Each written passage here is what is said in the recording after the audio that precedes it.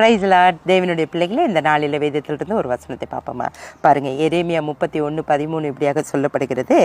நான் அவர்கள் துக்கத்தை சந்தோஷமாக மாற்றி அவர்களை தேற்றி அவர்கள் சஞ்சலத்தை நீக்கி அவர்களை சந்தோஷப்படுத்துவேன் என்று ஆண்டவர் ஒரு வாக்குத்தத்தத்தை கொடுக்குறாருங்க. ஆமாங்க, இஸ்ரவேல் ஜனர்கள் ஒடுக்கப்பட்டாங்க, அவங்க சிறைச்சாலைக்கு பிடிக்கப்பட்டாங்க. அந்த சூழ்நிலையில் எரேமியாட்ட ஆண்டவர் பேசுகிறாரு. இந்த நாளில் ஆண்டவர் உங்களோட பேசுகிறாரு.